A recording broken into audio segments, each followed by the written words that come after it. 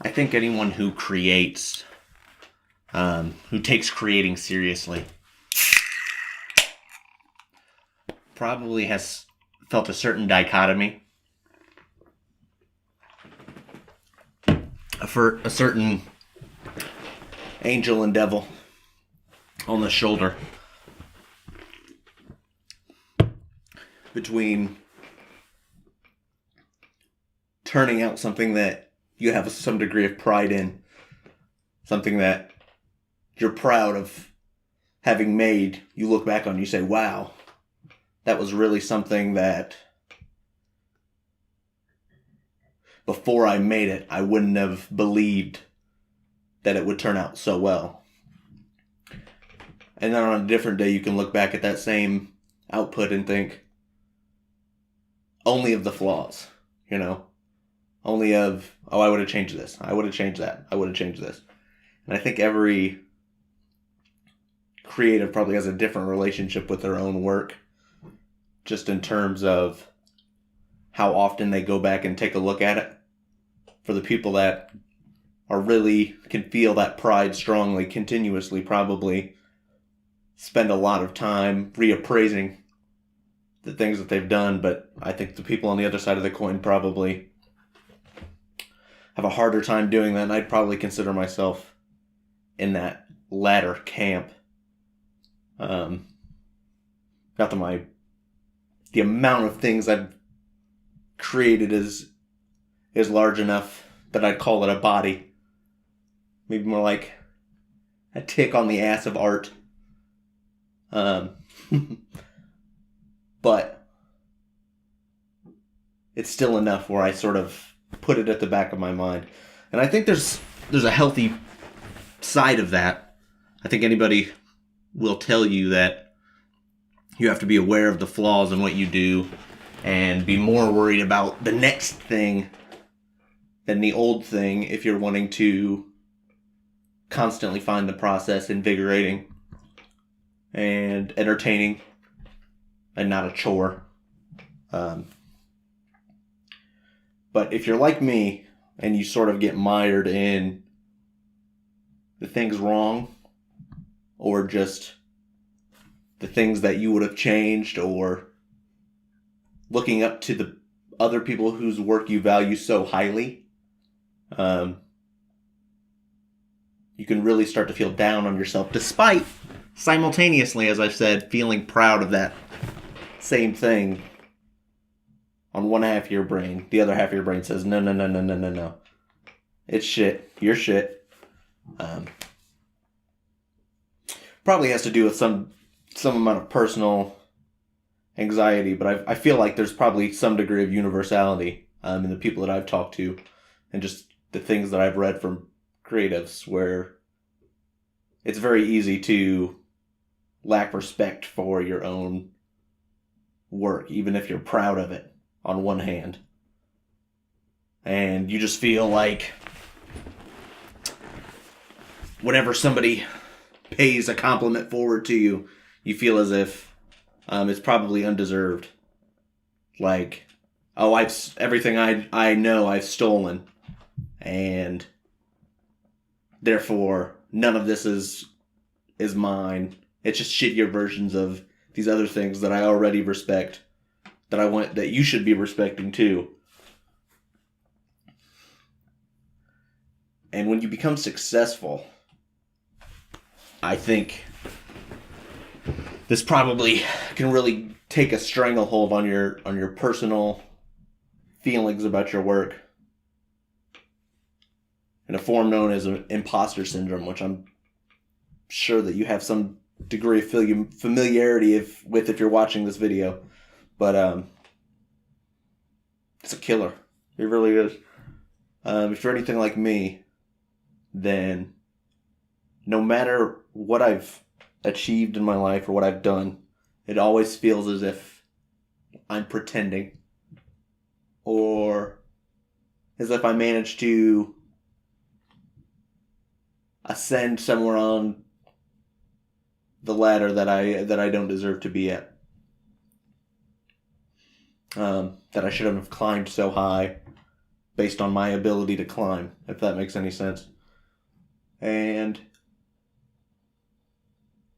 it's really a challenge, an inner challenge, when you're also like me and you want to do creative work seriously and full time, and you want to have people point at your thing and go, wow, that's really original, that's really creative, that's really inspiring, you want people to have that reaction to the things you make, most likely if you shared in any capacity.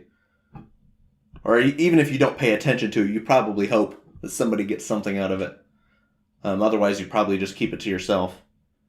And I'm sure there's people who probably are better at some of the things that I do, and they do it more consistently, and they're not a lazy sack of shit. They've probably made more things than I have, and nobody else besides that person will ever see it. That's just astounding to me. So, and maybe they fear rejection. I think we all do. If you throw something into the world, there's a certain apprehensiveness about exposing yourself. But maybe that's why they don't release it, or maybe they really don't value any response or any criticism or anything to the things they make. They just do it for self-fulfillment. And maybe that's the way to do it. But if you're like me, and like I said, you feel as if every rung you've climbed is one you cheated your way into somehow, you used a jetpack to get halfway up the ladder to begin with, then it's a struggle. It is, and there's part of me that you sit on something that is half finished and you don't release it, and it's like, well, maybe if I increased the amount that I make, I wouldn't feel like a fraud. Maybe if I was better at what I did, I wouldn't feel like a fraud. But I don't know if that feeling of imposter syndrome is anything that's actually has anything to do with whatever you do. I think it's too universal for that. Universal in the sense that the people who feel it regardless. I don't know many extremely successful people who are open about it that I can think of, but I can't imagine if I somehow if I became a millionaire with a pop single that won me 4 fucking Grammys. Congrats, Billie Eilish. I don't feel as if I would be content. I think I would feel the same way. Just thinking about it hypothetically. I can't imagine standing on a Grammy stage and being presented some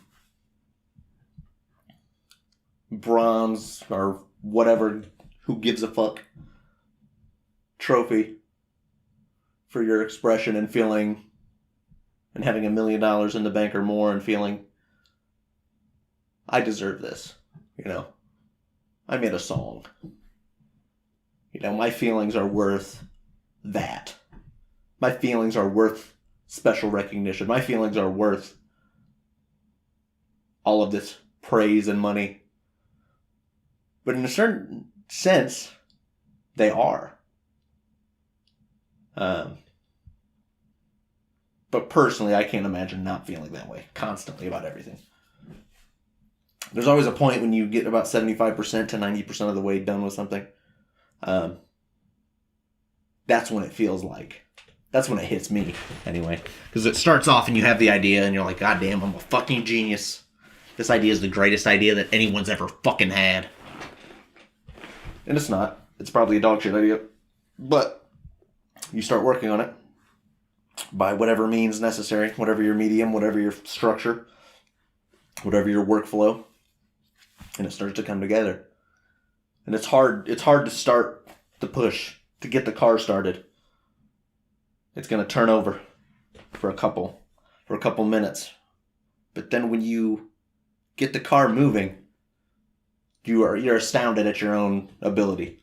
Like, wow, how the fuck?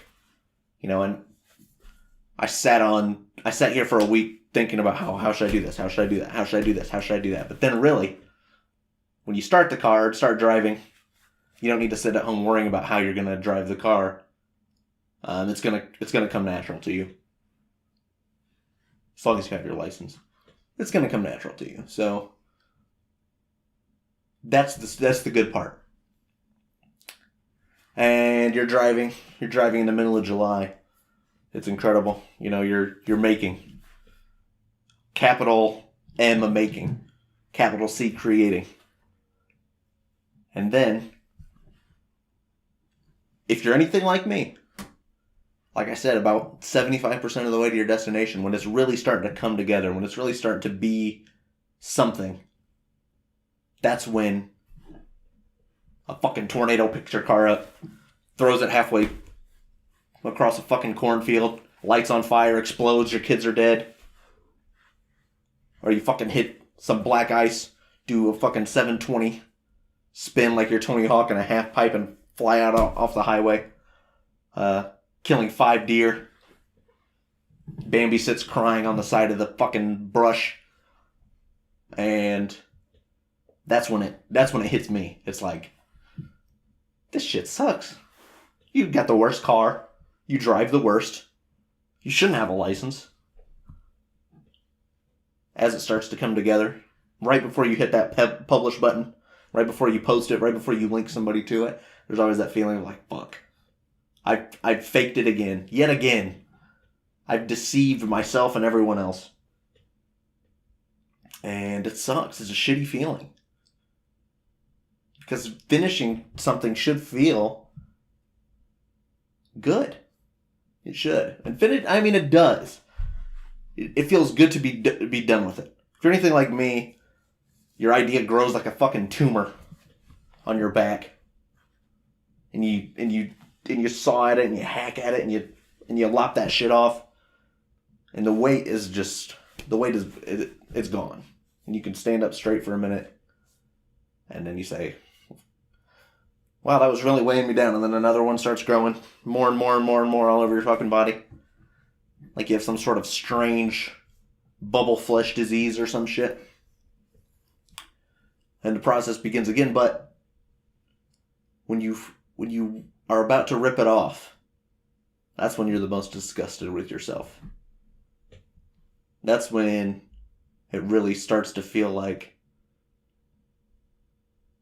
I don't deserve to have this cut off of me and put it in a glass box for everyone to see, because it's not special. It's not better than anybody else's. But on the left side of my brain, I know that the things that I do are uniquely, in some capacity, even if it's a tenth of 1%, it is uniquely something that only I could have done. For whatever reason, depending on what it is. Even if every idea you have is theft, it's impossible to not imprint yourself on that creation. So based on that merit alone, there's probably someone somewhere who is similar enough to you that they're going to get something out of that. But it's hard to feel that way when the car's in the brush on fire and you're looking Bambi dead in the eyes like I just killed your fucking family. And it was an accident and I didn't mean it. That's what happened anyway.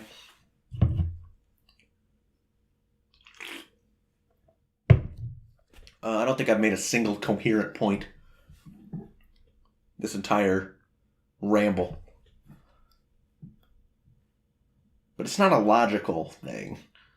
It's an emotional thing. It's an anxious feeling. And if you felt something similar, tell me about it, because I'm curious to hear your story, because that's one of the most fascinating parts of it all, because I love other people's work, and I love consuming art. So, it's the only thing that brings me pleasure. And Everything else can go fuck itself. But the process is interesting to me because, like I said, if you're anything like me, you always feel like you're doing it wrong, or you shouldn't be doing it, or you don't deserve to be doing it.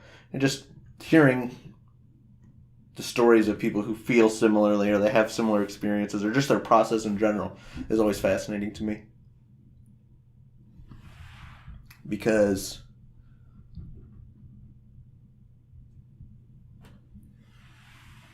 there's something inherently wrong if you're an unsuccessful artist, because you're not supposed to be doing it. In school, I was never even when in school growing up, I never knew that that's really what I wanted to do necessarily. But all the people who knew, the people who were talented, unlike me, the people who spent hours every day drawing and they created these immaculate images, are these people who really punched out, good stories and stuff in creative writing classes early on, 15 and 16 years old or younger. And I did shit like that, but I kept it hidden away, in a drive on my phone or on my computer or in a closet. I never had the wherewithal to show anybody, because I didn't, even then I felt like this is unworthy of appreciation, I thought. Or I think it might have been a little bit of that, but also just that rejection fear, point and laugh. But even those people, they were constantly told, people who said they wanted to be an artist when they left school. It's like they were told to figure something out, to figure something real out, which I think maybe comes from a good place. The authority figures, there's probably a certain part of them that is looking out for your best interest, because realistically you can't do it as a job. Realistically, I mean, you're not going to be the next great artiste, but also realistically, if you have art skills, you can get a 9-to-5 day job doing graphic design or whatever. That's true of a lot of creative fields to a certain extent, depending on what it is specifically. So even those people, I feel like they were ground down early on. I think that's just the perception of creativity and art, is that it's less important, which I guess it may not keep the system running, but it makes the system bearable. Like I said, if you're anything like me, it makes life worth living. Like the idea that when I die there will be art that I'll never consume fills me with a deep, dark dread. Like there's things that will exist after my death that I will be completely unaware of. What if my favorite thing that would ever exist isn't going to exist until 50 or 100 years after I die? Assuming humanity can fucking stick around that long. It's interesting. But I think part of that deep feeling of insecurity about it comes from just knowing that, like, it's probably a waste of your time, right? You could probably be learning a practical skill. Practical. Job worthy, get a job. Even if, like, you spend your free time doing your creative interest, it's still like if you tell somebody, if I told people that I spend most of my free time making YouTube videos that hardly anyone watches, I'd probably get some degree of, like, bewildered expression, like, why? Like, who cares? From some people. And part of it comes from because I'm not doing it as a job, but I'm spending a lot of time of it. But I think a lot of it also comes from, that's just a strange something you don't do. Like, you go to work and then you have your free life. But I don't have that. Hardly. I hardly socialize. I hardly go out. It's really, I go to work. I leave work. I spend the rest of my time trying to work on something. And it's a painful, laborious process for me, but there is that intrinsic satisfaction of it. Until you hit the 75% way and your car starts spinning in a tornado. But I think the feeling that art isn't something you should be doing. Because if you're not talented enough or lucky enough, it's not worth your time because you're not going to be rich off of it. It's just a shitty cultural concept. And of course, I'm from the United States, so I don't know how different that sort of feeling being ingrained to you is. Because at the end of the day, it probably comes from your culture and your school system and shit like that. And of course, how you're raised. A large part of it does, but it's just interesting how to be seen as successful as an artist, you have to, be a millionaire or all that, be super successful, world renowned. Otherwise, no one cares. Like, if you're a one-hit wonder, for instance, think about the concept of being a one-hit wonder. Like, just having, let's say your song hits number one, and then nobody else knows who you are. They're like, these bands are derided. These artists are derided for having a song so successful, but only just having the one. That's remarkable, really. That is a stroke of luck and skill and whatever. Maybe you calculated it. Maybe you knew that would be the hit, and then you live off that for the rest of your life, doing whatever you want. That's probably a smart way to do it. But those artists are derided for being able to do that. When any amount of success as a band in this day and age is remarkable. And back then it was remarkable too. To have a number one song, do you understand what that means? You know how many songs get made at all? Even if we don't count people humming into a tape recorder in their garage, think about all the songs that get made on big labels. It's an enormous amount, more than you can listen to. And to have a song hit number one, that's remarkable. But if it were me, I would feel like a fraud for the rest of my life. Even though objectively, it's a remarkable thing that has occurred to have a number one single. Yeah, I can't imagine feeling more imposter syndrome as I got successful. I mean, less imposter syndrome as I got successful. It would definitely be more. And nobody gives a shit about what I make now. It's my friends, basically, have any degree of interest in anything I do. And I obviously hope to change that, but it's interesting.